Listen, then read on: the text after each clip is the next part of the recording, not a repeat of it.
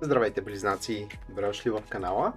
И в това видео може да гледате вашата седмична таро прогноза за периода 1 до 7 юни 2026 година.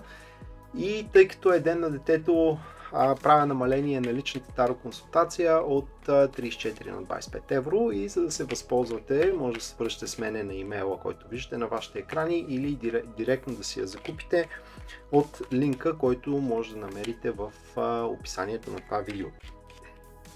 И сега започваме с прочита.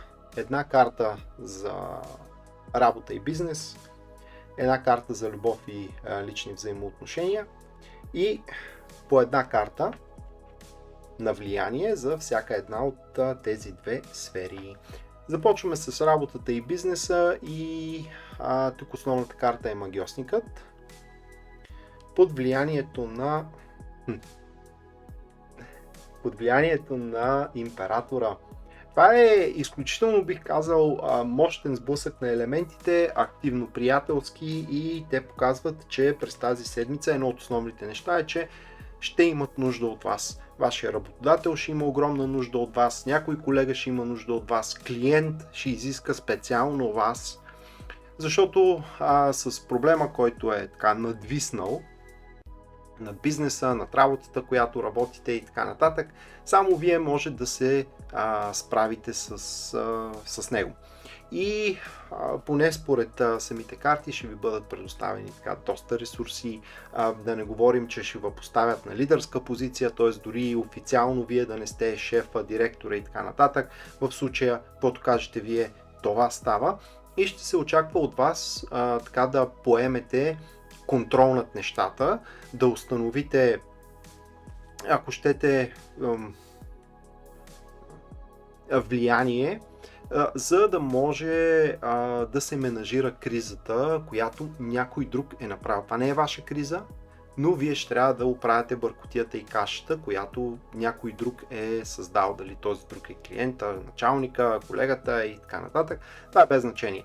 И поне според самите карти ще успеете да се справите поне през тази седмица без абсолютно никакъв проблем. Даже в много от случаите супер много ще учудите хората, които ви оценяват, което в повечето случаи е началника, разбира се. Изключително успешна седмица за преговори. Що се отнася работен план, преговори, да изложите идея, за да се наложите тази идея да бъде приложена в работната среда, преговори относно заплащане, преговори относно повишение, преговори за започване на работа, също така изключително положителна седмица за това, понеже освен, че ще може да се договорите за много прилични условия, да не кажа условия, които са по-голямата част във ваша полза, но и чрез тези преговори ще успеете да запазите суверенитета си. Така че в бъдеще да не ви се обяснява как да, ти си започнал работа на тази позиция, обаче си длъжен да правиш и еди какво си друго, което е много характерно за работодателите. Ако ви харесва това видео, подкрепете канала като се абонирате за него, харесате видеото и оставите един коментар. За лична консултация може да му потърсите на имейла, на който виждате на вашите екрани, както и да си поръчате такава от моя вебсайт, линк към него в описанието на видеото. Що се отнася до личните ви взаимоотношения, основната карта е 5 пентакъла под влияние на 8 меча. Това е една седмица, в която ще решите, че е време да се промените. Решението очевидно идва от любов. Това е една седмица, в която решавате да си наложите определена структура, определени правила, било то защото няма как иначе да сте съвместими с човека, в когото ще се влюбите, или човека, когото харесвате. Било то защото